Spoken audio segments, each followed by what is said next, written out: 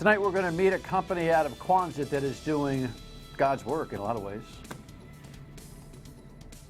The Dan Yorke State of Mind program is brought to you in part by Lookout Rhode Island and Takeo Comfort Solutions. Yes, 3 weeks ago this company grew and it has really grabbed worldwide attention, and you're going to meet the founder and CEO and learn about the mission, and I think you're going to turn off the television quite proud of Rhode Island tonight. So stay with us. Glad to have you aboard. Thanks for tuning in on this Monday version. I think spring has sprung finally and summer is right around the corner. What, 80s? Coming up a little bit later on in the weekend, Memorial Day weekend. Everyone's got that fever and it's a good thing. Let's go to the rundown, see what's happening in the world. Yeah, this is way shorter a period of time than anybody really thought that Hillary Clinton would start to lose traction to Donald Trump. Of course, she's fighting back. Headlines show that the lead has narrowed, and so certainly the data does as well. But as CBS will tell you, Hillary's in a fighting mood about it. Donald Trump and Hillary Clinton appear to be headed toward a general election showdown in the fall, and Trump is gaining ground. In March and April, Clinton had a big lead over the businessman in a hypothetical matchup. But now Trump has a lead in one national poll, and it's a tight race in another. Clinton says she will remind voters of all of the controversial statements Trump has made during his campaign. We're not going to let, at least my campaign, is not going to let Donald Trump try to normalize himself. Both Donald Trump and Hillary Clinton will have to overcome some very high negative marks if they want to win the White House. The latest CBS News Battleground Tracker poll shows that in the key state of Florida, more voters think Clinton is ready to take over as commander-in-chief. But Trump is seen as more likely to tell it like it is, an indicator of trustworthiness. Of course, he's also seen as someone who can be too extreme by more than 70% of those polled. But Bernie Sanders points out that polls show he's more capable of beating Trump than Clinton. And if we win the nomination, I assure you, Donald Trump will not become president of the United States. Sanders' path to the nomination is slim. He would need to win 91% of all remaining delegates to defeat Clinton. You know, it's almost like Bernie knows something that we don't know. He's fairly obstinate about his situation in this race, which tells me that, I don't know, he's got a birdie at the FBI. They're going to drop something on Hillary here? Are we going to see some kind of last-minute fly-in by Joe Biden and the DNC? I'm not exactly sure what's happening. In the meantime, Hillary, if she thinks that she can characterize Donald Trump in a way that would be horrifying for the electorate, and that's her old-style playbook, normalizing or not letting Donald Trump normalize, she's in for a world of hurt. Because for some reason, in this wacky cycle that we have had, nobody that wants Trump to win cares what Trump says or what Trump does. Nobody. So it's a losing formula. The only thing that I've been saying, as I told you last week and on the radio on WPRO weekdays 3 to 6, is that Trump may be peaking too soon. Seriously. Watch Gary Johnson, the libertarian who now has Bill Weld matched up with him. Yeah, Bill Weld, the former governor of Massachusetts, who's an all-star in a lot of ways. If those guys can crawl to 15% and get into the mix on national televised debates and the like, this thing could be a really, really wacky next chapter in this presidential cycle. All right, in the meantime, to the Providence Journal, I just want to applaud the Journal for keeping on with this grant list. Here's the headline that I drew a lot of attention this week, and on Monday, right here at the bottom, this is the political scene column that has actually made front page with the new editorial management there at the Journal. 10 Rhode Island lawmakers account for a hefty share of grants. These are the little tiny grants. These are the baby grants. These are legislative grants. These are the smallest and most corrupt grants that we have in the state of Rhode Island.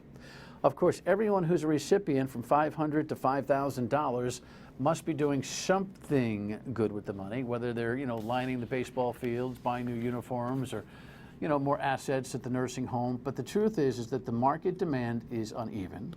The distribution is incredibly uneven when you find out through this story that 9% of the legislators that you elect actually bring home 25% of the money. Okay, so whoever is wearing the, well, let me not be crass. Whoever is donning the protective gear to be able to kneel down in front of the Speaker and the Senate President and get this stuff done is winning the day. It is a corrupt ill-thought-out system, but the only way that we stop the legislative grants, which total only $2 million in total expense, the only way we stop this is if the market demand slows down, meaning you have got to stop asking for these grants. You have to. Do another brownie sale. Do what you have to do, because the currency of the near bribery that goes on for these grants is what kills $9 billion worth of good decision-making representation in the House of Representatives. Tom pushed it to the end today. He had a deadline to react to see if he was going to appeal, and he is. So the 2-1 appellate decision that went to the league and against Tom Brady for Deflategate is now going to be pushed further in the courts.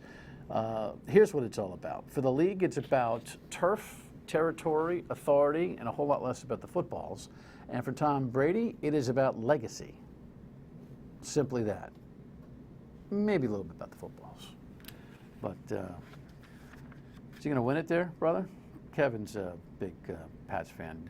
We'll be all right. Well, We'll be all see right. that? We'll be all right, he says. Okay, whatever. Speaking of sports, the collegiates are crushing it, and then again, the fans of PC might be crushed. Here's the first headline. Mr. Bentel is bye-bye, 2 years with the Friars, and he's headed to the NBA because in these workouts with the league, he has moved into consideration for first-round draft, which minimally will earn him a couple of $1 million, and it's hard to tell a college kid that a couple $1 million is something he should be walking away from. So good luck to Ben Bentel. He certainly did well for PC while the getting was good there. Brown is advancing in the NCAA quarterfinals in this game called lacrosse, which I'm fascinated about and not even up to speed on. It's hockey on grass, man. It's a rough and fast game, and they beat Navy by a single goal over the weekend at Brown in front of 10,000 people. Phenomenal stuff. And then URI is crushing it with the A10 conference. A10 champions on a regular season basis, so they go into the tournament, and I guess they're pretty much a lock to play in the NCAA. And we don't have video of Bryant, but let me throw them in too. Bryant looks like they're going to win their league and end up in the NCAA tournament as well. So some really cool stuff going on when it comes to the local collegiates. Now, speaking of cool stuff, life-changing stuff. Edesia is a company that has been working at Quonset for some time now. Here's a couple of headlines that are, well, this is the actual press release that announced some of the progress and the new factory that's going to be, well, it is operating right now in Quonset for about 3 weeks, and national attention, Forbes magazine and the like. And Navyn Salem is here. She is the owner, CEO, founder of this company. Congratulations on the growth. Thank you. It's tremendous. Thanks for having me. You are on a mission. Yes? Absolutely. Yes. Tell me about the mission in executive summary, then we'll play a little video showing a little bit more about what you're doing, and then we'll talk about the whole thing. Okay, so Edesia's mission is to treat and prevent malnutrition in the world's most vulnerable children. And so we've been working at this since 2009 when we opened our first factory in Providence, and we just relocated to Quonset a couple of weeks ago. And our goal is to reach 10 million children by 2020. With things like this. Yes. So this one is called Plumpy Nut. We make about 8 different things, but Plumpy Nut is basically a mixture of peanuts, milk powder, vegetable oil, sugar, vitamins, and minerals. And this specific formula is intended to rehabilitate children who are complete skin and bones, don't even have the strength to lift up their own head or open their eyes. And in 6 weeks, which is about $50 worth of Plumpy Nut, they are completely rehabilitated. They can get up, run around, and act like normal children. That is unbelievable. I want to talk about the economic and nutrition model, but here's this clip that we're going to show is a highlight. It tells us what? Do you know? Oh, this Yes. is my field trip to Yes. Liberia and Sierra Leone, and I like to go into the field as often as I can. And this time we took a film crew because we wanted to tell the story that I see when I'm there. Talking to mothers and children. And so this is really a little clip of what I see when I leave Rhode Island and go to West Africa. Good, let's roll it.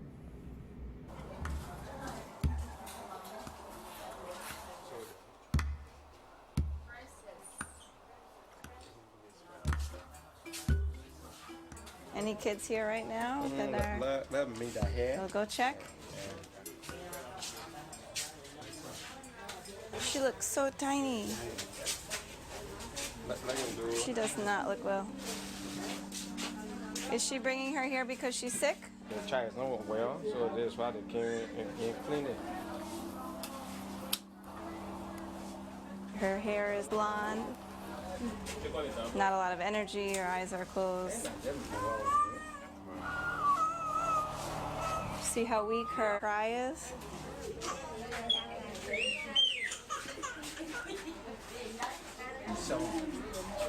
Seven pounds.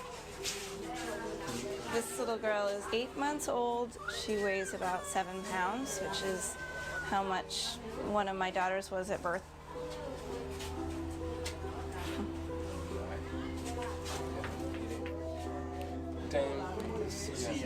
Ten. Yep, so she qualifies. We have stocks here, so we have to see if she has the strength now to be able to eat something.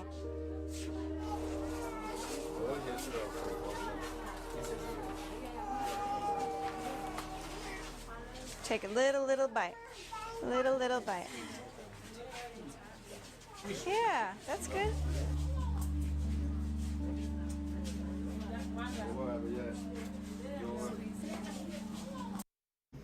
It's a very compelling moment. Yes? Yes, and what it shows is really there are very simple solutions to really big global health challenges.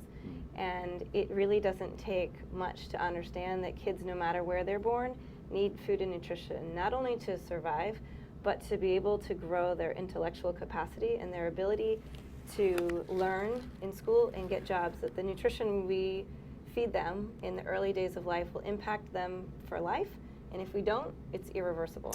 All right, we'll come back. We'll talk more about the project. Stay with us.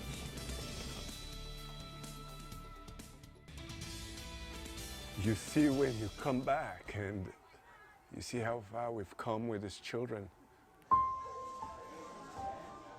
It's good. Yes. Yeah. It's finally good to see that the hard work is bearing fruit. You don't have to be rich to really touch your life here.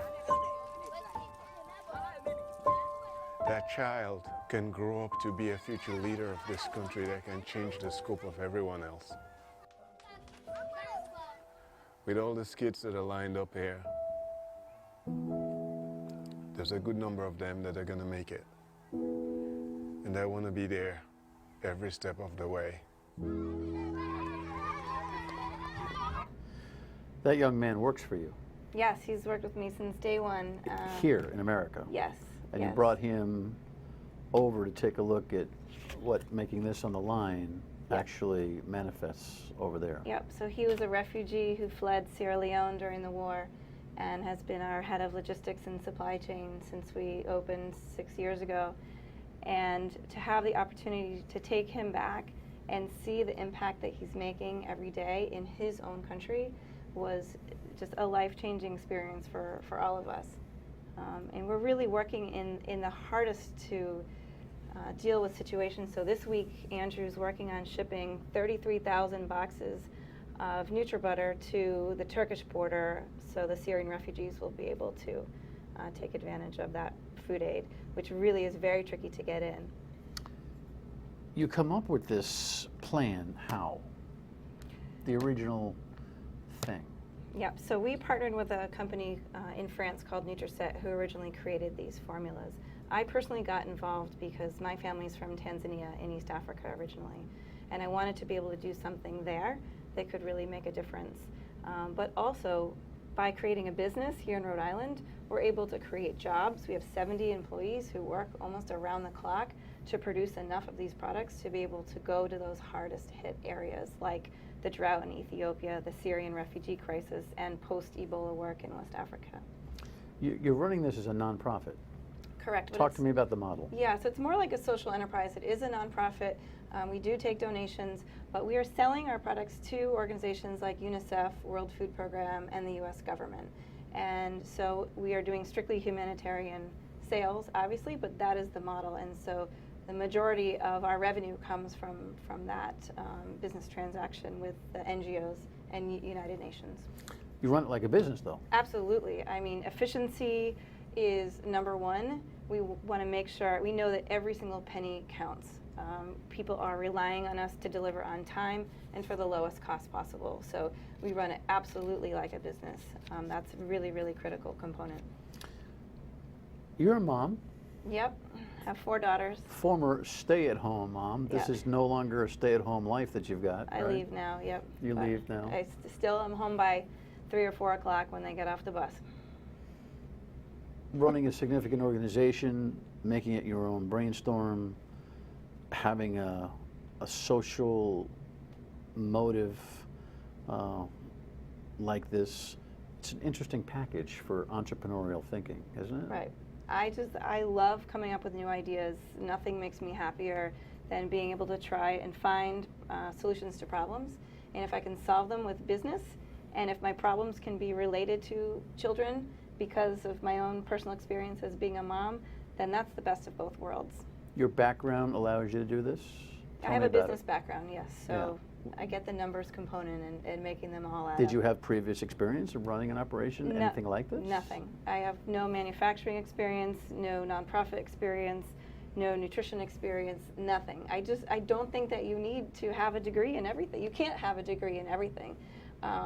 But if you have determination and you know that it's a worthwhile initiative, then, and you put all of your energy into it, then I really do think you can make anything possible. No doubt. We'll come back. We'll talk about where this project is headed.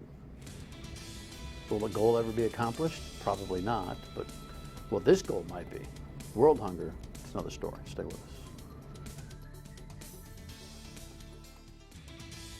Navyn and everybody else at Edesia, I want to congratulate you on opening the new and larger factory in Rhode Island. The work you're doing is just really so incredible and so inspiring to know that, something I did and the producers did, had a small impact on you is really just an extraordinary feeling. But I'm really just so amazed at how far you've taken this. You've reached nearly, 4 million kids in some 46 countries. It's just an extraordinary accomplishment. I wish I could be there to celebrate it with you today, but I hope you know that my thoughts are with you, and I'm just so moved by what you are doing and what you're going to be continuing to do in the future. So congratulations. All right, so that was a video that Anderson Cooper from CNN made for you, surprised you at your celebration of moving to Quonset, correct? Yes.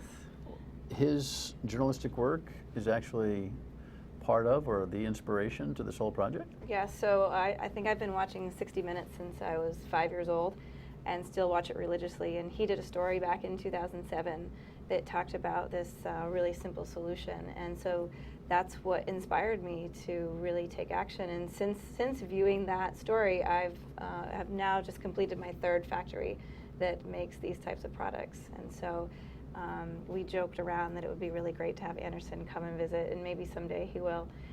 But in lieu of that, he sent a video wishing us well. Well, I would it's imagine exciting. that he should and would. I mean, it's actually the connectivity of the story. I mean, your company now becomes part of his journalistic effort, and I'm sure he's inspired knowing that you put a story together. And oftentimes, especially when it comes to the human condition, you can chronicle what's wrong. It punctuates. It's over. Right. And people go, oh man, that's really bad. Right. That's really sad. You Right. instead said, you know what? Game on. Yeah, but it's really a story of hope. I mean, these kids are all getting better. And what we need is to invest in that more so the next generation can be healthier, more successful, and we really can break that cycle. The numbers are showing great improvement across the board. So you're watching kids literally grow up healthy because they start nibbling on this little bar. Absolutely. It's life altering. I know that sounds really too dramatic, What but do it's the doctors true. say? What do the doctors say about Well, this? this all has to go through medical centers. You can't. It's like a food by prescription. So Right. the doctors are looking at these Like I'm not kids. taking that for a little snack tonight. Absolutely not. No? No. This is definitely not meant for Americans, which certainly struggle on the other end of malnutrition, more in the form of obesity. These kids are literally starving to death, and so we'll look at new products in our new factory. By the way, is that a reflection on me, or is it you can't eat it either? 'Cause I you're don't up. eat it. You're in check. I'm not in check. I don't eat it. I'm definitely, but I get it. You're saying anybody that eats that is Americans aren't No, digesting no. this stuff. This Absolutely has a unique no. impact on the body. A young person or a kid who's Correct. completely malnourished Yes. will only Yes. be a customer for this. Right. In our new factory, we have an innovation center that will look at products specifically suited for the American population and looking at children here and other vulnerable populations in the United States. And what can we create based on our expertise that would be suitable here in the U.S.? All right. So you have a goal of reaching 10 million malnourished children by 2020. How far along are you? So we've done 4, we've reached 4 so far, and that's for a whole 6 to 8 week time period. Not one of these. That's 150 of these per child, so 4 million. Like get them on the program. Yep, and, Right. and complete them in the program. Make sure that they're better, they're cured. That cure rate is what we want to see. And so actually reaching 10 million is something that is going to actually be pretty easy. So I think we can even do better than that. What's the total number of malnourished children out there in the world, do you think? There's probably about 25 million. Yeah. But the stats are trending in the right direction. So we used to have 5 million children who would die every year from malnutrition. And now, not that it sounds great, but we've reduced that to 3 million. So 2 million a year better than we were 5 years ago. Where do you see yourself in the near, mid, and long-term future with this project? Definitely innovation is the key to moving forward. I think we can't ever sit still. We have so many possibilities of where we can expand these concepts, and the initiatives and ideas that I have for the United States are really exciting. I can't tell you what they are. But I think they're going to be really cutting edge, and So you have an continue to make R&D our mark. component to what you're doing? Yes, so we have a test kitchen. We'll have an R&D pilot line that will be able to produce small trial orders of things that we've never made before, and look for brand new market segments that don't exist right now. And how can we create nutrition and products around specific populations that need that extra nutrition. You see this as a life mission now? Oh yeah, no turning back now. Yeah, I'm in it. I'm already trying to figure out which daughter is going to run Edesia when I get too old. Good thing I have 4 to choose from. Do they know that? Yes, of course. One is doing an internship starting in a couple of weeks, so she's going to get started soon. She's 15. You got your CEO combo mom face on right there in terms of. By the way, guess what? Guess what you guys are involved with? That's right. or No you ladies. slacking at our house. Well, congratulations on the growth so far. I guess we're going to have you back a lot as you reach each and every milestone. Good things happening in the state of Rhode Island. It's nice to say that every once in a while, Absolutely. right? Good news stories are good to hear. Congratulations. Thank you so much. Thank you for coming in. When we come back, final words. Stay with us. You know, you never know who you're going to meet on the train. Have you seen this? Check this out. This headline is pretty interesting. Eaton Thomas, who's a former NBA player, gets on the train and says, "Hey, is this seat taken?" And the young lady who was sitting there said, "I guess, yeah, it is taken." Moments later, another gentleman, a white gentleman, comes and asks if the seat is taken and grabs the seat. And so this whole thing has become a viral story as Mr. Thomas is trying to suggest that, well, there's his Facebook page, you ought to look it up. There's a moral to the story, which is that stuff's supposed to be over a long time ago. This young lady who said the seat's taken is probably going to have to do some rehab in her life. She'll have a book, don't worry about it, but it's a learning lesson all the way around. We'll see you. Bye.